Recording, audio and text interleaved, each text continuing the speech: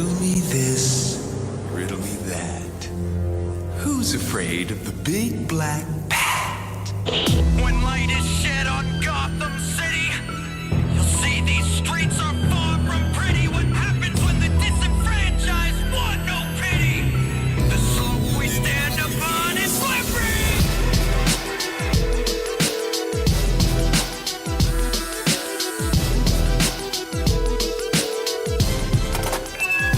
Calling all Gothamites, I got a riddle for you. What'll become of justice when it has nothing to lose? It puts on a mask, same as any criminal do. Then it commits a little violence with the righteous excuse. If you got any guesses... Hey everybody, and welcome back to What the Hell Happened to Them? A title fight is brewing. That's right, this season, Eddie Murphy versus Jim Carrey. I am your host, Patrick Skeyhill, and joining me on the line is the boy wonder, Joe Vekeman. Huh? Okay. And a special guest this week, Tim Burton analyst, BJ West. Hi. And on the audio boards is Lev Van Rensselaer reminding me to remind you that you can email the cast at whathappenedtothemcast@gmail.com. Email. Oh, and that sound means we got an email in. What? This one from friend of the cast, Grant Keller. Grant writes, Pat, have you watched the Kelsey Grammer action movie on Hulu from this year directed by Dolph Lundgren yet? And if not, why not? He knows you so well. So, Lev is now sending me it's called Wanted Man. It is indeed directed by and starring Dolph Lundgren. Follows a police officer who must retrieve an eyewitness and escort her after the cartel leaves several DEA agents dead. I can't imagine Kelsey Grammer is the main character. He's not the police officer, No way. right? He's kind of the bad guy, right? Nor his daughter. Spencer? Yeah.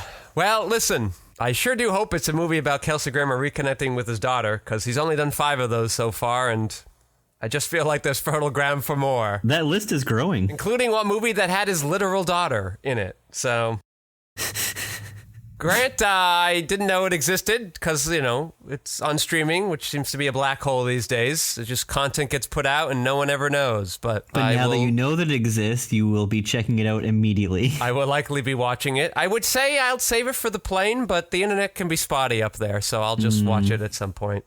Report back in on that. What I'm sure is a great, great, great movie. All right, well, what movie, without Kelsey Grammer, are we doing this week, Joe? We watched 1995's Batman Forever, directed by Joel Schumacher. All right, so Jim Carrey just had 3 effing films last year. Yep.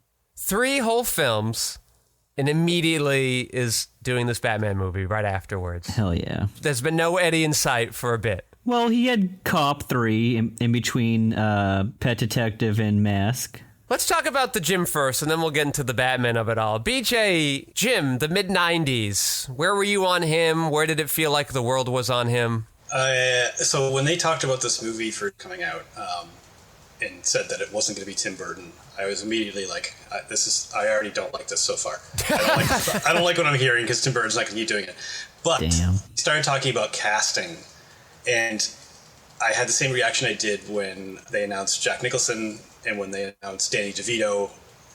I was like, oh man, they nailed this.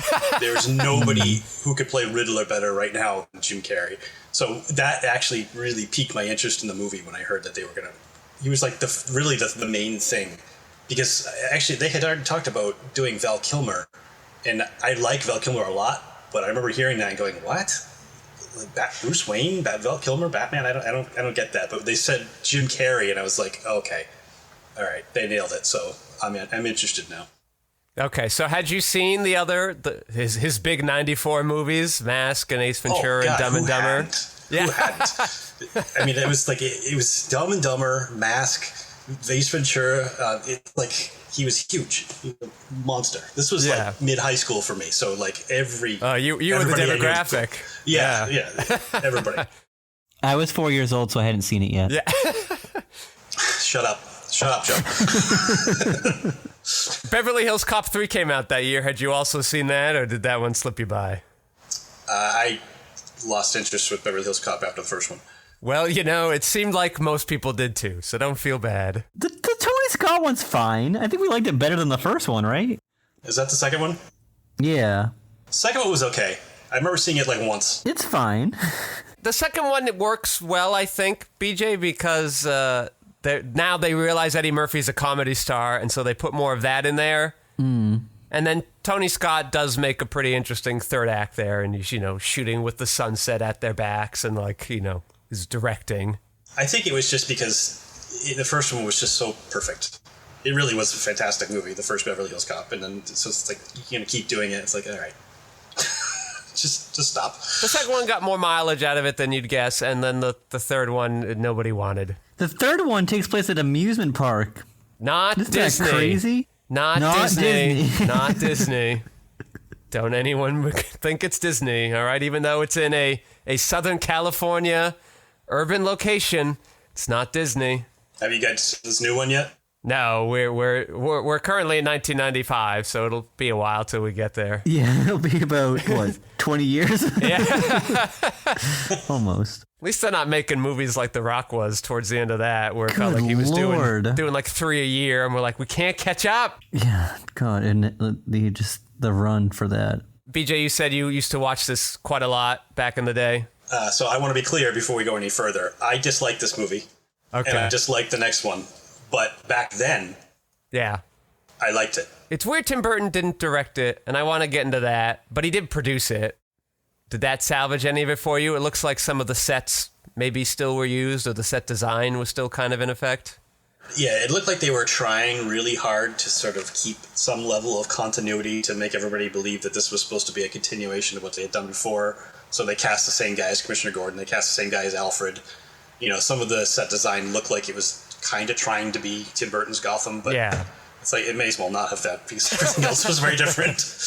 Jim Carrey thought was great. Val Kilmer, you were willing to check out. Tommy Lee Jones, a man who must have absolutely hated Jim Carrey in my mind. Oh, we will get to it. And also a man who has just won his Oscar, and this is his next role. Playing Two-Face. How did you feel when that casting was announced? I like Tommy Lee Jones. Again, that was another one I was like, huh. But Two-Face is also, I guess I was like, all right, I guess, fine. He isn't really, he's mostly makeup, right? He's not a deep character. You can play with the duality a little bit. Some comics have, but at that time anyway, it's kind of like, all right, whatever. I don't care about Two-Face. Riddler's the one I'm looking forward to. So. And he, based on a lot of the marketing I happened to catch a peek of, it seemed like he was the main dude anyway, the main villain, quote unquote, anyway. That being said, the Two-Face gave me some pause in this one because I'm like, Tommy, what are you? You're just doing like lunatic gangster guy, and we already did that. I'm not a Batman expert, but is this what Two-Face is like? Just like lunatic gangster guy? I think on the surface, yes, but you can play with it if you do it right, if you do it well. And some stories have done that, and I thought that Chris Nolan did it really well because they introduced Harvey Dent first, and they made you like him first, and then they screwed him up, made him into Two-Face, and unfortunately we didn't get much Two-Face after that. It was like 5 minutes. But if you take him on that journey, then you could do some interesting stuff with him. But aside from that, that's all he really is just a crazy gangster guy. Okay, it just was like he was like making these jokes and laughing, almost Nicholson-esque, and I was like, what? Yeah, Tommy Lee Jones went a little over the top with that. He's more subdued. He's more like a normal guy, and then occasionally he just has these bursts of rage and violence. That brings us to Jim, that Joe, liked in the role. Me too. I thought it was fun and a good use of him. He's a goofball. I don't know how accurate it is to the comics, but you definitely, if this is what you wanted, you definitely got it. Because, this is Jim's vibe. But that being said, it just was off-putting to me that he starts off, like, immediately crazy. What I liked about Jack Nicholson's arc, we'll call it, is, like, he's just, like, guy, and then, like, something fucks him up, and then he goes crazy, and, like, there's a little arc we get to do there. Jim's just, like, already crazy to the point where I'm like, how did you get a job here? You're so clearly off the rails. I don't know why you would get through an interview and then pass a psych evaluation that a big corporation would make you take. And this obsession with Bruce Wayne just sort of felt out of nowhere too. Like would have liked at some point a little backstory about like, what about Bruce?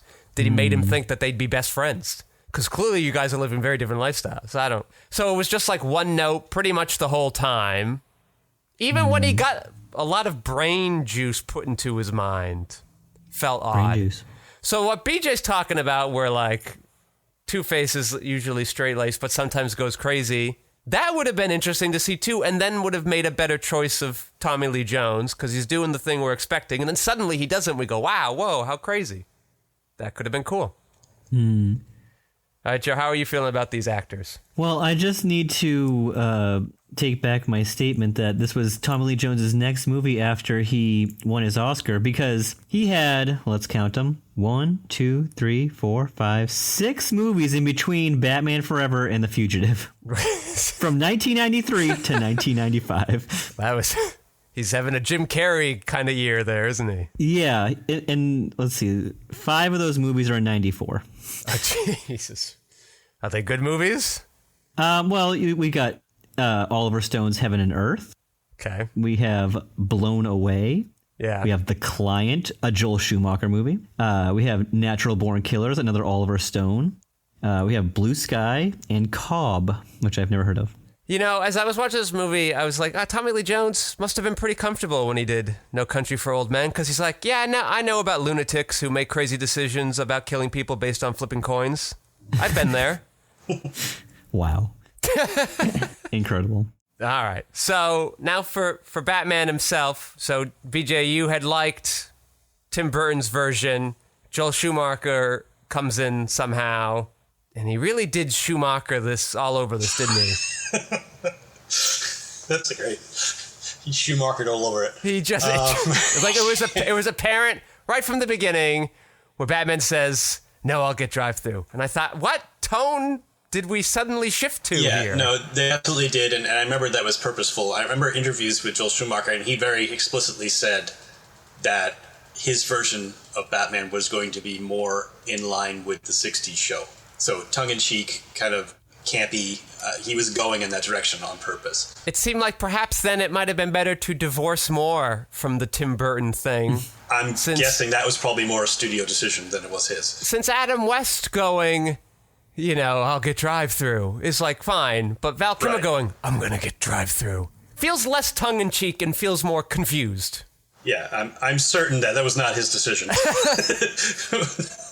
Yeah, Val Kilmer coming across excessively boring as a Batman choice. Oh, really? I was sort of blown away at how bored I was watching him on screen at any given time. How does Val Kilmer hold up for you there, BJ? Yeah, no, I mostly agree with that. I love Val Kilmer. I think he's awesome, and he was fiercely underused. It seems strategically almost fiercely underused in this. Like they really wanted to pull back on Batman and really just feature the villains. I think they looked at the first Batman, and I guess even the second one to a certain extent, and said, okay, that's the selling point of our Batman movies is our villains. It's not Batman himself.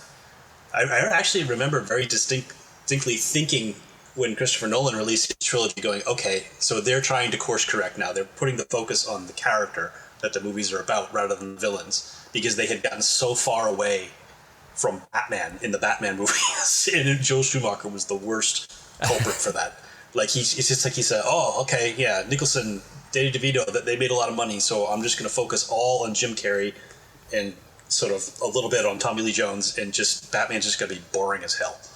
Yeah, I don't mind, because we saw it work in the Jack movie, is like when you make, if you're going to make the story about them, like tell a real movie about them. Jim Carrey is cartoon from start to finish and like isn't a terribly compelling character to follow outside of him doing his Joker antics, in which case you do need to give us somebody. And Nicole Kidman, is she a character from the comics, or was she made up for this? Does anyone know? I don't recognize her. Okay. Made up. So I'm not sure what she was going for, and Batman adopting this 24-year-old man, very nice of him. Like, I'm not sure if he was meant to be the main character, especially since he showed up 40 minutes into the movie. I was actually surprised when he popped in, because wait, he's in this movie? We've done so much movie without him. And the next movie's called Batman and Robin. You didn't introduce him there? All right, fine. I think they really wanted to force him into these because a lot of people were complaining that they never put him in the Tim Burton movies. So they're like, all right, how do we shoehorn him in here as fast as possible? And his costume is like the world's tiniest mask and a leotard he's famous for wearing in his performance career. Just seemed an odd. I don't. I was I thought I was kind of like eye rolling at the end of the third Nolan Batman where they're like, "Oh, your middle name's Robin, how cute!" And I was okay, great. But here they got a whole stupid story about, "Oh, my brother is called me a Robin because I did a thing and I'm whatever." Yeah, It's on my helmet. I get it. Robin's difficult. It seems maybe problematic, but I really do think Robin needs to be a kid. I mean, that's really his best realized portrayal is as a child, so that you always have this discussion about whether what Batman is doing is morally correct. Training this child to be basically a little assassin, and putting him in danger constantly, and what that does to that kid as he grows up, everything like that. That's the most interesting story stuff for Robin. So having 24-year-old Chris O'Donnell come in, it's like, why? Like, what? The Gordon's like, "Oh, it was real kind of you to take him in." Okay, he doesn't have his own apartment? He's a grown-ass adult. What is this? Not a charity case. Like a kid would make sense. Batman, I got to take care of this 10-year-old guy. All right, yeah, okay. We do agree. Well, I don't know. All right, BJ, so being our Tim Burton analyst. Why didn't he do this movie? Do you know? Do you know what happened? He didn't want to do the second one. Oh, okay. He had to be convinced, and then he had a story in mind, so he decided to do it. But he was very explicit back then about saying, "I'm not really interested in doing sequels. I don't like sequels. I'm not a sequel guy." They had to really work to get him to do the second one, so he was definitely like. But actually, no. You know what? Yes. Now that I think of it, I think I remember him saying, "Actually, I was actually kind of interested in doing the third one." Okay. Because he had already done the second one, and he's like, "Okay, well, I guess I'm the guy doing these." But the studio said, "We're not interested in having him for the third one." Did the second one not do well? Did it not do well, Joe? Didn't that come up when we talked about that one? It made less money than the first one, but it still made money. Still was profitable. Yeah. Okay. I seem to remember an interview with him saying that. He's like, "Yeah, they didn't want me for the third one, so that's why we didn't get that." It's just that it was too dark for to market to kids, and so they were like, and it was too kinky. Yeah. Oh, so they were like, "What are you doing?" All right, Schumacher, turn this into a children's cartoon, please. I'll tell you right now. Budget was $50 to $80 million, and the box office was $266. On Batman Forever? On Batman Returns. Okay, so what's Batman Forever? You want to know already? Well, we're here now. We might as well. All right. Batman Forever was $100 million budget, and it made $336. Okay, well, no wonder they made a fourth one. I was unimpressed with the directing of this movie, aside from the tone of it. The actual camera motions, a lot of this looked like it could have been a Tubi movie. That's rude. I won't lie. A lot of it, the sets clearly look like sets a lot of the time, and I don't know. I was unimpressed with a lot of what Schumacher was bringing outside of when they go to the Joker. No, sorry, jeez, the Riddler's final hideout at the end, which was just ridiculous. Really go for it then if that's what you want to do. Do it, because I bought that. These question marks are floating everywhere. It was kind of like a weird kooky green disco. I was into that. That bank scene, that looked terrible. It's directed stupidly. Batman's got some dumb joke. He's doing MacGyver stuff. It's campy. It is super campy. My thing with back to Riddler real quick. Because I remember being really excited about it, hearing about it at the time, but in its execution, when I finally watched the movie and I had some time to think about it, I was not crazy about his take on that either. There weren't a lot of riddles. Where were the riddles? Well, the thing with Jim Carrey is, I love Jim Carrey, but sometimes a director just lets him off his leash Oh. and just says, just be Jim Carrey, and he just loses his goddamn mind, and he's just like all over the place. It's exhausting to watch. The purest example of this, I think, is The Grinch. And when I watch this movie, Riddler, I think of that. I think it's like, okay, somebody just said, all right, Jim, just do your thing. And he just does what he does for like 10, 15 minutes straight. It's exhausting. So Jim Carrey, tight green costume, those movies, too much. Yeah, but at least they hid his like cod piece in The Grinch. You see his giant wiener? No, I didn't, John. It was a giant wiener he was hiding in there. That suit was so tight. Must have been smuggling bananas. I was just they were barely riddles. His plot seemed to be stealing people's minds via TV, which I didn't know. I didn't know how particularly Riddlery that was. And then, like, when he and the Two-Face are robbing banks, he's not doing any thematic stuff. He's just like breaking stuff with his cane. He's just like a regular looter there. Okay, you're gonna let me give you some of this stuff. All right, Jim Carrey's original idea to shave a question mark into his scalp had to be scrapped since he was due in court to finalize his divorce. For when he Chris Pratted that lady. Yeah. Yeah. Before he married the question mark. That would have been. I would have been into that. Can you imagine instead of all of his like kooky like red hair, he does the question mark? Did you guys see the Batman?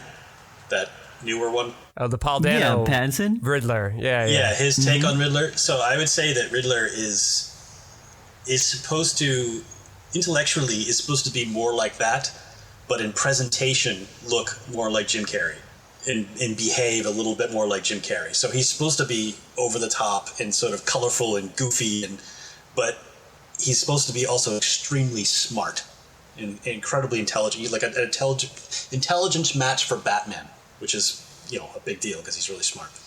That's his whole thing. I think you had, I don't know. I think you had the Jim Carrey, I think you had the Riddler performance you pretty much wanted. You just you didn't write your character perhaps where he should have been. Mm-hmm. Yes, and you let Jim Carrey be a little too Jim Carrey. You had some thoughts on that yesterday when we were talking, right? Oh God! Well, he just turns into like Ace Ventura at some point. He basically does like alrighty then, but he like stops himself. Yeah, exactly. While learning to twirl a cane, Jim Carrey reportedly broke around a dozen prop canes in some of his trailer furniture. This is great. This is just great shit. I like Jim Carrey's entrance when he like in Two-Face's lounge. Like I thought that was a nice moment. I was a little confused at what Two-Face is doing and motivated by. I was also confused why Drew Barrymore's in this movie. Yes, true. Welcome to another season of What the Hell Happened to Them, Drew. Yeah, this was, when was Boys on the Side, Joe? That was like, I don't know, that was like 4 or 5 episodes into Whoopi. Yeah, okay. Oh, 95, it's the same year. Is she like in a slump now and like Scream has to pull her out? I'm just confused why she's in this. Scream is the next year. Nothing thankless role. Scream is the next year after Boys on the Side and Batman Forever. And then 2 years after Scream, she has The Wedding Singer. Okay. You talking about slump. This is 90s Drew. Wait a minute. Drew Barrymore?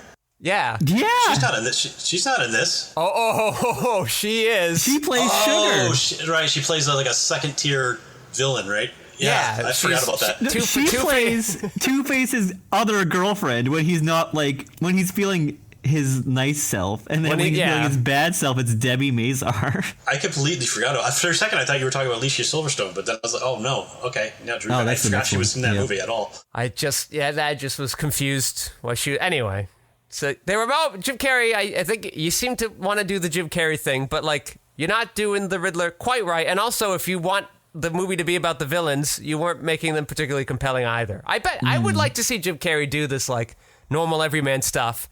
Something happens and then like he kind of goes down this dark path. That could have been cool. Let me tell you something else, because we talked about Jim Carrey and Tommy Lee Jones kind of clashing.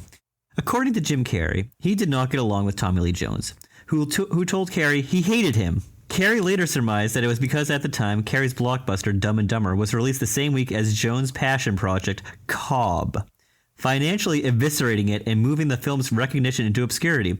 Carrey explained, Jones was a little crusty about this because Cobb was his big swing for the fences, further recounting that during shooting he unintentionally visited Jones in a restaurant and cheerfully approached his table asking, "Hey Tommy, how you doing?" only for Jones to turn pale and begin visibly shaking, like he had been thinking of me for 24 hours. The blood just drained from his face in such a way that I realized I had become the face of his pain or something. He started shaking and he got up like he was in mid-kill me fantasy. He hugged me and said, "I hate you. I really don't like you." And I said, "Gee, man, what's the problem?" And I pulled up a chair, which probably wasn't smart. And he said, "I cannot sanction your buffoonery." The very next day, they filmed the scene in which Riddler forms an alliance with Two-Face in his lair. Incredible. Well, that doesn't carry through, which is good work on both their parts, but what the fuck is Cobb? Cobb is his... Tommy Lee Jones is he's going for like his best actor thing. A reporter hired to write the official biography of Ty Cobb discovers just how dark the baseball legend's real story is. That sounds so boring. And Dumb and Dumber beat this at the box office? How so? Yes. Hey, it stars a Batman, Robert Wool from Batman. Famed Robert Wool. Robert Wool. I mean, I'm sure that adds some fuel to the fire, this box office thing, but it just seems like their personalities would never mix in any way, shape, or form. The buffoonery thing sounds exactly like Tommy Lee Jones would think. I cannot sanction your buffoonery. I can't think of a more perfect summation to describe how I thought Tommy Lee Jones would think of Jim Carrey. Just in the aggregate. Like, he's a poet, this Tommy Lee Jones. It also is it feels a little megalomaniacal of Jim Carrey to make that assumption.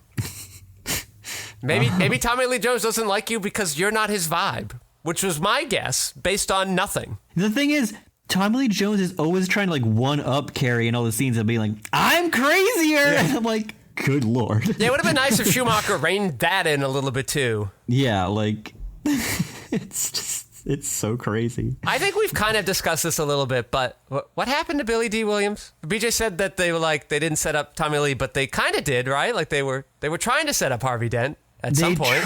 So yeah, he was supposed to be. Oh my god. Okay, so in the first Batman, District Attorney Harvey Dent was played by Billy D. Williams. Williams accepted the role with the knowledge and expectation that Dent would eventually become Two-Face. He reportedly had a clause put in his contract reserving the role for him in any sequels, which Warner Brothers had to buy out so they could cast Tommy Lee Jones. It's very strange that a man who was already under contract for a movie, just like the rest of these actors, was just like, why am I not Two-Face anymore? Very strange from a studio that has lots and lots of money to just also take another black actor out of the role, who was supposed to be in it, which was Marlon Wayans for...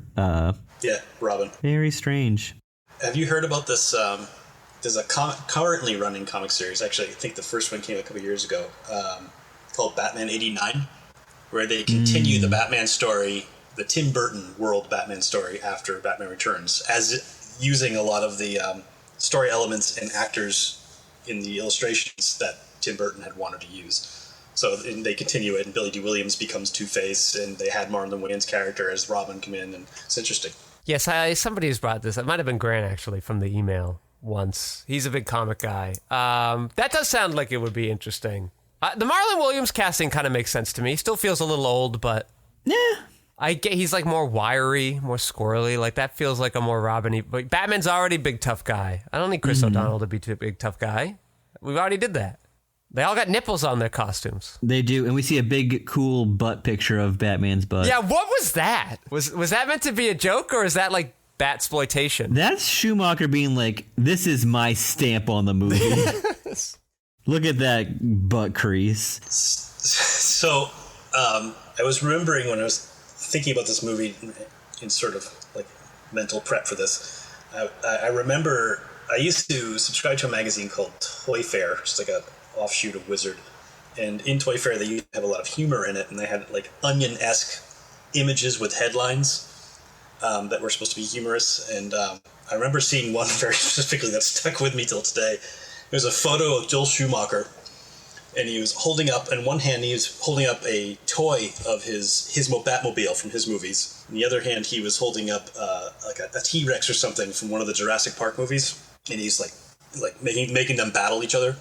And the headline said, Franchise destroyer Joel Schumacher explains his plans for Batman 5. I don't think these are... I don't think these movies were thought well in hindsight. I don't think people really relished these. Both of them were. I mean, this one looks good in comparison to the next one, but in hindsight, it really was dog shit. I was like kind of looking forward to this one because I'm like, Jim Carrey Riddler, that could be cool. And more or less, I got what I wanted out of him, but everything else just felt so questionable. All of the decisions felt odd to me. And they let him do it. They let him do it all. So Leonardo DiCaprio turned down the role of Robin because he didn't like Schumacher's direction. This is the same reason that Michael Keaton turned down the role of Batman after Tim Burton was not coming back. That's a good. I did want to ask about why Keaton wasn't planned to come back. The original cut was 3 hours long and much darker, heavily exploring Bruce Wayne's psyche and guilt. Darker. That's the reason they didn't want Burton. You brought Schumacher to do the same fucking thing? They didn't want the kinkiness of Burton. There's too much Catwoman licking Batman's nose and chin. There's no ladies in this movie. I know Nicole Kidman's in there, but not really. Nicole Kidman is all over this movie, and she is horned up to the max. All Batman, I need you. Oh my god! And, constantly grabbing his nipples and his chest. Batman, I'm easy. It's so strange. She's doing the Lois Lane thing. She's like, oh, Bruce, I really love this Batman guy. Woo. She also had a giant year this year because she's in Gus Van Sant's To Die For, an incredible role for her. Not that this role's very hard for her. She comes in. Yeah, but this is a paycheck. huge movie that's everyone sees. So they're like, oh, Nicole Kidman. She can do the Anthony Hopkins thing and just take her paycheck, I don't know if her paycheck was as much as Anthony Hopkins was in anything. It's tough to be a woman, Well, did you hear how much he made on the Mission Impossible 2 movie where he has a 3-minute cameo? No. I believe he made $5 million off of that. That's the dream. For just saying, hey, this mission is not mission... what? Oh my god, what's the line? It's not Mission Possible, this is Mission Impossible. That's his line. And they're like, yeah, we saw the show. $5 million. Joel Schumacher originally wanted to make a much darker and more serious film that would more fully explore Bruce Wayne's growing fear that his crusade to be Batman had done more harm than good, and that Bruce was beginning to suffer from burnout, but the executive at Warner's insisted on a lighter tone. I don't know what hour got cut out of this movie, but even with the hour put in, none of that was going to be in the final movie. There's a giant bat in the trailer. That bat that he sees, it's really big at one point. I mean, it looked big. It's most of the frame. Well, it's all of the frame in the trailer. You just cut that clip sooner. While Tim Burton was still slated to direct the film, Mickey Dolenz. Hey, we've talked about him on the podcast. Hey, we're the monkeys. Was considered to play the Riddler. After Burton dropped out, Robin Williams was offered the role by Warner Brothers, but refused due to being bitter about being used as bait to lure Jack Nicholson to commit to play the Joker in Batman. Well, that's a reasonable bitterness to have. Did we talk about that in the Batman episode? I don't mind that at all. I think we might have mentioned that they were trying to say, hey, Robin, do you want to be in this? And then we really wanted Jack. Robin might have had a hard time in the first part of that movie, but I really would have liked him in the Joker part. Mickey Dolenz is the Riddler. I don't think would have worked out super great. But that's such a Burton thing. It's so good. Taking old sitcom stars like Danny DeVito and Robin Williams. After everything he had done up to that point, you kind of just go with it, trust him. Oh, all yeah, his casting worked before that. I guess that would have been a different film anyway. It sounds like Tim Burton left and then the script changed, and then Schumacher didn't get what he wanted, so the script changed more. Yes, Joe? Val Kilmer said of the film, I've done an absurdly commercial cartoon and now I'm more likely to get hired for a job I couldn't get hired for before because I hadn't done enough movies. It's so rare when an actor gets hired because he's right for the role, it just doesn't figure it into it. The same year he did Heat, he was going back and forth from sets from Batman Forever and Heat. The Batman costume felt very restrictive too. I don't know if that was a Schumacher design or I have something about that too. You do? Okay. Let me find it. But I just saw this. Steve Martin was the second choice for Riddler after Robin Williams. He was offered the role but turned it down with the death of his good friend John Candy and his divorce from Victoria Tennant. He was too sad to make any movies. Jim Carrey's getting divorced. He's still doing this movie. He doesn't care. Well, Jim Carrey's about to go marry the girl he liked in Dumb and Dumber. Dumb and Dumber for a year. Which was a role that almost went to Steve Martin as well. Lauren Holly, really? I didn't know that. Yep. Yeah. For 1 year, they were married. Val Kilmer considers this film to be so bad it's almost good, describing it in his memoir that his children became bored while watching it when he showed it to them for the first time. Despite this, Kilmer remains glad he starred in the film and grateful to have played Batman, even if it was only once. How much of that is the movie and how much of that is just pacing of childhood media these days? Well, no, I understand. Because even as an adult watching that movie, like if you'd seen it, I saw it a bunch of times when it came out in the 90s when I was in high school and thought it was really cool. But later on, I went back and revisited it as like a more grown adult, and I was bored too. Well, so that's what I'm saying, right? Like if we're... Hold on. But, this is crazy. Yeah. Hold on. Okay. Val Kilmer's marriage to Joanne Whalley ended during filming, with the divorce being finalized a year after this film came out. Whether or not the stress of Kilmer's failing marriage was a factor in his attitude on set and a factor in his strained working relationship with Joel Schumacher is unknown. That's a lot of divorces happening in one movie. It's like, that's my ticket, BJ. Just everybody comes there, gets divorced. It's a deep cut, Pat. I want to tell you a couple of other actors who were considered for the role of Batman at the time. Yeah.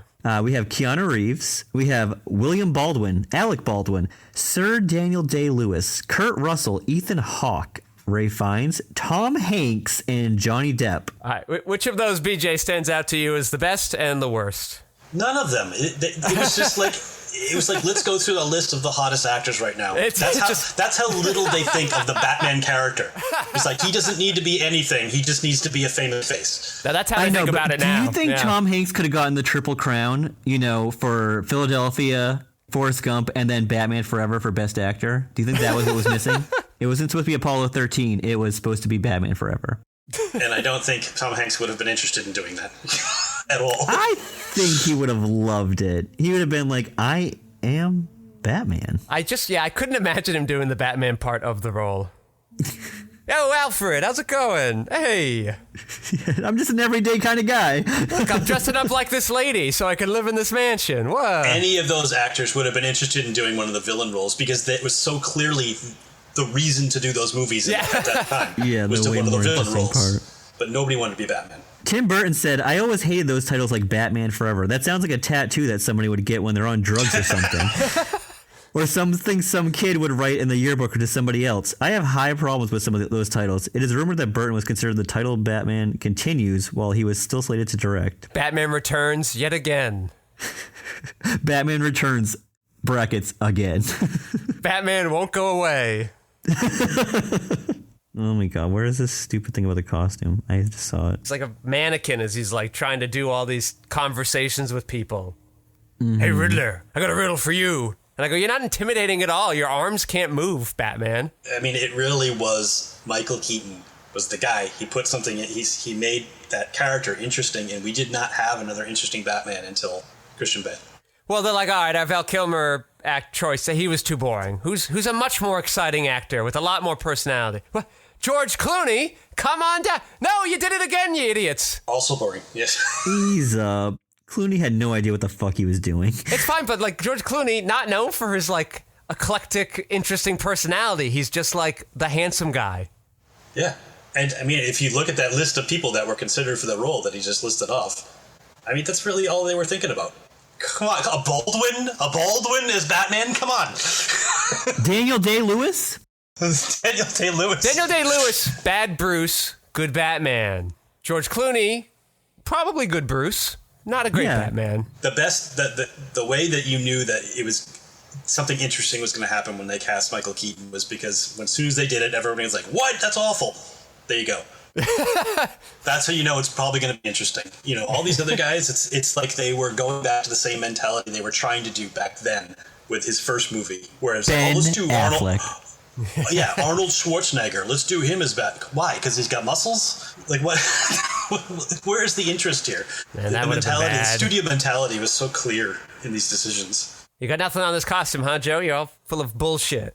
No, I can't find where I saw it now. It was driving me nuts. Jesus. There's just so much here. Jim Carrey's love of cartoons came up again. Do you think that was like a him idea or that was just a coincidence? Well, I know that he designed most of his costumes himself. His costume looks like it does in the cartoon. What did he design? Well, he had his little Joker head, and it kept pointing to the question mark, and he was just like, I want that one. Yeah, listen. That is weird, right? Well, what's weird about the machine is like there's clearly you ask it a question and there's clearly a no button, and then the only other alternative is like, I don't know. That's a shitty machine. What kind of stupid fortune-telling machine is that? The answer is either no or I don't know. Like, why bother? I think the answer is capitalism. Yeah. Okay, great. One thing I will say about this movie that I kind of liked was I remember the soundtrack being cool. I'm not talking about the score, although I do like Alien Goldenthal, but the score aside, the soundtrack that they put out was like a lot of 90s hits. Like they had the Flaming Lips on there at one point, and REM had a song. I was like, this is pretty cool. Mazzy Star, right? Mazzy Star, yeah. It's like who's who of 90s sort of alternative. It's pretty cool. Michael Jackson lobbied to play the Riddler, but he was turned down. Matthew Broderick also expressed interest in the role. Director Joel Schumacher cast Jim Carrey because Schumacher and Warner Brothers felt he was perfect for the part, following the success of Ace Ventura. No shit. Matthew Broderick and Jim Carrey again getting talked about in the same breath for a role, Joe. What's going on here? Are they so equatable? What was the last one? The last one? It was The Mask. Oh, God. Matthew Broderick as the Mask. Interesting. Not really, but interesting. Matthew Broderick would have been a truly terrible Riddler. What has Matthew Broderick done that was really good outside of Ferris Bueller? War Games. Or Election. Election hadn't happened yet, though, right? No, that's 99. I don't understand why people are equating Jim Carrey. Well, because like it just these roles that Jim Carrey eventually got, like Matthew Broderick was like off. Matthew Broderick and Steve Martin, they've been like first pickers, and then they've turned them down. Yeah, like why though? That's what I'm trying to figure out. Steve Martin at least feels closer to Jim Carrey's vicinity. Matthew Broderick, I don't understand. That was the same year. Maybe he was busy because he was doing Godzilla, right? Wasn't that 95? No, that's 98. Oh, 98. Oh, That's in the Inspector Gadget territory. okay. I guess, yeah, well, the only thing I'm seeing with Kilmer's Batman suit is that it weighed so much that he lost 5 pounds. That's what happens to the guys wearing the Godzilla suits, too. Yeah, it's too heavy. Too heavy, they sweat too much. Yep. Whole bunch of crap. But also, as I'm watching this, I go, wow, outside of like comic cartoon version of it, it really does look silly watching people in suits beating each other up. Like, they just sort of look ridiculous. They look silly. The Robin costume weighed 41 pounds. Yeah, it's like made out of metal. I wasn't expecting that. Yeah, no. So this movie was well received, BJ, when you were in high school? Like, oh, you and your buds, you were all like, yeah, good work, guys. I think so.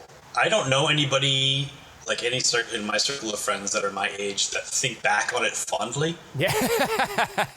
But I remember at the time, as a 16-year-old kid, going, "Oh, it's cool," and then like you grow up a little, and it's like, "Oh, actually, that wasn't that cool at all." So I think it was okay. I think it did all right. It was, for the most part, it's like, yeah, it's another Batman movie. They did a good job, everything like that. But it didn't last. Yeah, looking back, I can see sort of some of these original ideas that Burton and maybe Schumacher wanted. That dualism gets talked about a lot. Batman, for some reason, comes to terms with being Batman, even though that didn't seem like his problem at all in the movie up until then. The Riddler thinks he's Batman at the end. Two-Face obviously has his dualism things. Nicole Kidman sort of switches back and forth into who she crushes on. Yeah, if any of that was meant to come through clearly, it didn't. It was like a half-baked idea that maybe existed at once in a treatment and then just trickled down little by little into the final product when the studio notes came in. 3 hours. I don't want this movie to be 3. What are you doing? I guess, but like also I'm thinking like, well, you rushed a lot of things too, so like that would make sense. but maybe you only need the Riddler. Maybe you don't need Two-Face. I don't know. You didn't even want the original Two-Face to do it anyway. Oh, no, you could definitely take Two-Face out of that movie. He does not need to be there at all. Then you force the Riddler to do more Riddly things, to be menacing. Right. That would be cool. All right, well, Joe, you've seen 2 Batman movies in the last 2 days. Which one did you like more?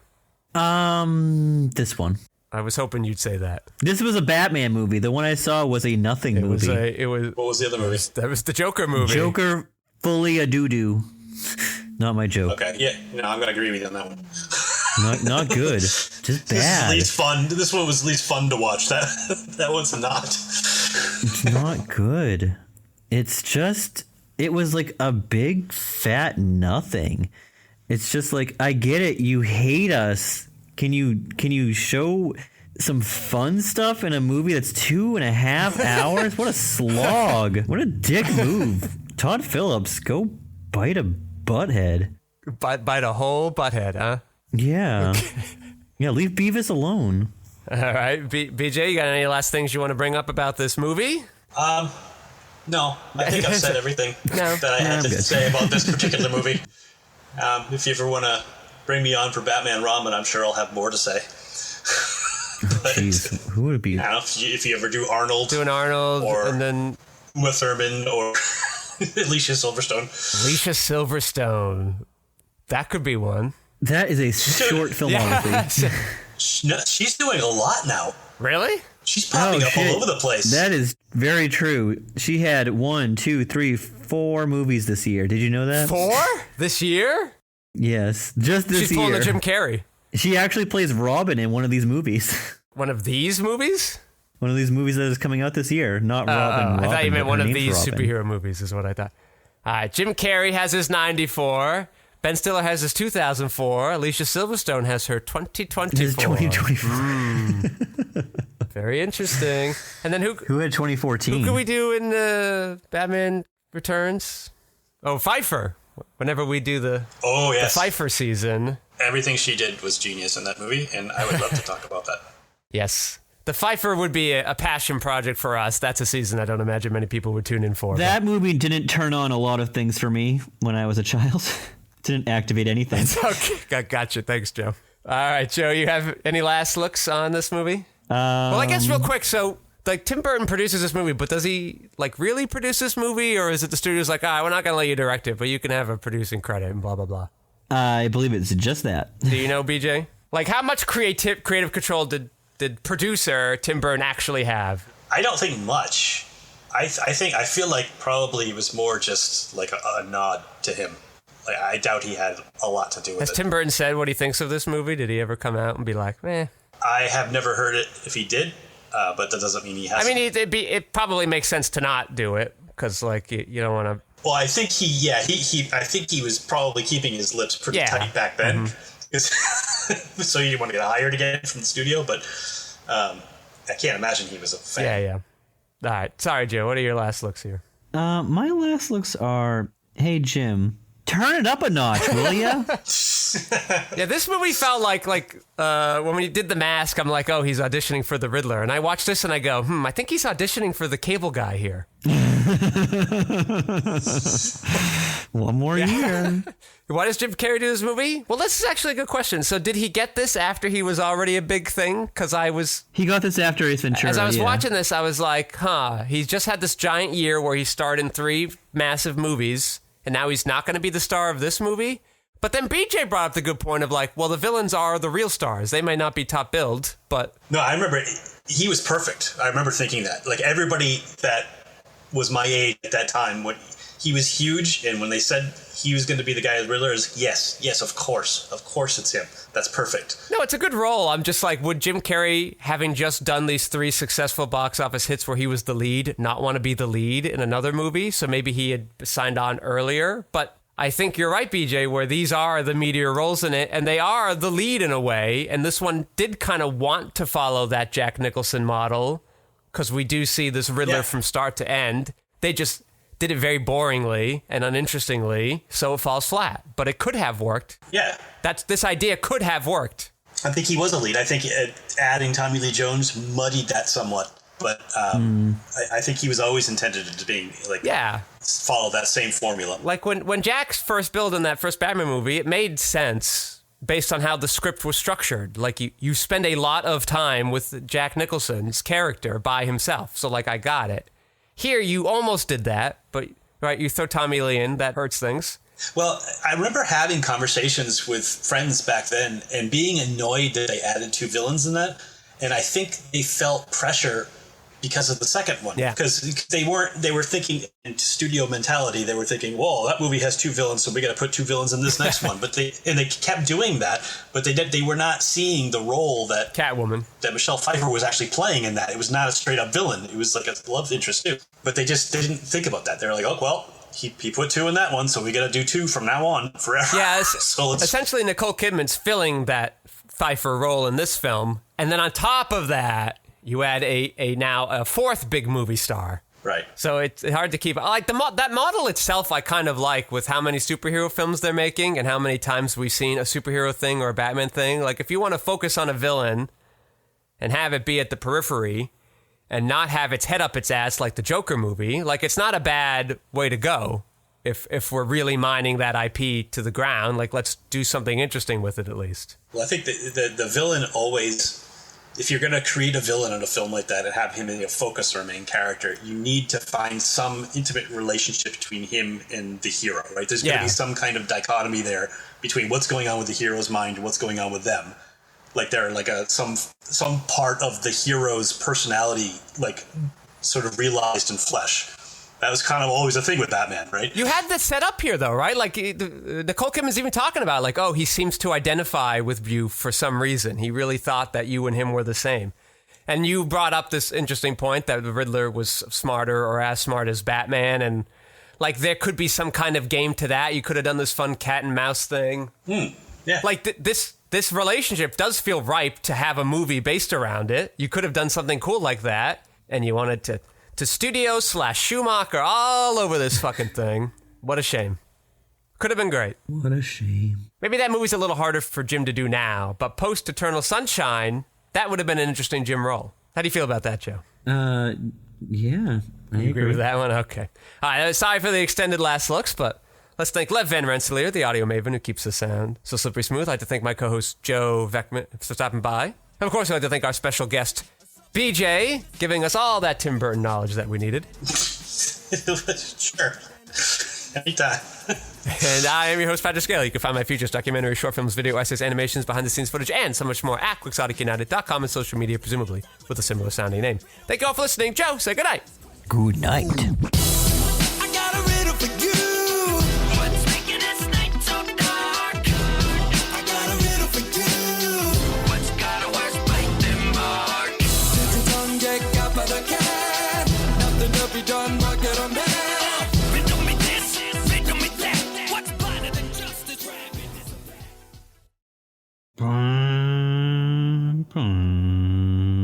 Is that you driving your Batmobile? No, that's the person across the street using their saw. I hope you don't hear it. I don't hear it, nope. Well, I guess I do, now that you mention it. Now that you've drawn an aggressive amount of attention to it, it's hard not to hear it. I don't know if it was aggressive, Patrick. Wait. Felt pretty normal. He took it too far. Oh, no, we lost BJ. Oh, no. Will he return ever? Who's to say? Holy shit. Do I have the IMDb trivia facts for you forever? Yes. Holy shit. There's some good stuff on this one. He's coming back. Hey, there he is. Hello. Yeah, and Clean Feet just dropped me for some reason. It just dropped you. That's Son of a gun. interesting. I've never had that. Well, maybe I have. No, I was watching the trailer for the movie, which contains scenes from the Joel Schumacher cut that will never see the light of day. After that, it was like, do you want to watch the honest trailer? I'm like, why not? The movie's already 2 hours. How much more was there to put in? I will tell you once we record. All right. BJ, did you see this new Joker thing? The new movie? Yeah. It just came No. out. Folia PU. It doesn't matter. I have no interest at all in anything to do with these new Did Joker you movies. say Foley pew pew? No, Folia PU. Oh, pew. Because the movie stinks. Get it? Yeah, well, I heard a joke that was fully a doo-doo. Oh, that works too. Yeah. It took me a really long time to see the first one because I didn't care, and everybody kept saying it was really good, so I finally watched it. It was Who okay. told you it was good? It was like Fine. I like it. It's fine. It's not a good movie. I didn't need it. I didn't need a Joker movie. I didn't, like No one needs a Joker movie. like why did they do that? Well, I will tell you that I moved here, and all the professors, right? I was just starting school. All these graduate level professors said, "Wow, what a great movie this was," and I went, "What? All right, I'll go watch the thing." No, it wasn't a And great it movie. was It was so- a great performance. Yeah, exactly. him. So stupid. That made me. I was immediately. I was like, I don't know if I can trust you people now. Are you saying it wasn't deserved of the Golden Lion at the Venice Film Festival? No, they made it sound like the second coming of There Will Be Blood, and I just don't believe them. I That's just don't. I couldn't hilarious. take them seriously anymore about how. And it was like, but there was clearly a generational thing too, because like the old professors were like, "Great," the young students were like, "What? What are we doing Wait, here?" so they think Todd Phillips is on the same level as Paul Thomas Anderson? You could understand my incredulity. Yeah, the guy who directed Road Trip and the Hangover trilogy, Yeah. and Starsky and Hutch, and Mr. Woodcock. Didn't he do something or say something stupid right before the movie came out too? I remember that pissing me off. Joe's for a minute. positing that the man's going on this Duchamp, Warhol kind of postmodern crusade against film by making this sequel. And I say, I just can't believe he's that smart or clever. No, I just think he hates everyone because they misunderstood his movie, even though his movie made $1 billion. So I don't know how it can be misunderstood. Well, here's how it can't be misunderstood, because the movie had no subtext. The subtext didn't exist in the It was movie. all text. That was it. It was there. Yeah, I seem to remember something while he was on press tour for the first one. Like, he got in some trouble for a minute. Of course, everybody's super sensitive now online, but like, if he got in trouble for a minute for saying something that was really problematic, and I can't even remember what it was. So obviously, it wasn't that bad. But I remember hearing that and going, "All right, screw this guy. I don't know." so I waited like a year until I saw the movie. I mean, it's fine. Wow, there's a lot of Robins considered for this. All right. And they landed on him. Yeah. Hey, Chris O'Donnell was hot stuff. He was just coming off of Scent of a Woman. Yeah, I remember. All right. We'll get into the real episode so that we can't blow our Batman load too soon on Joker. Gross, but all right.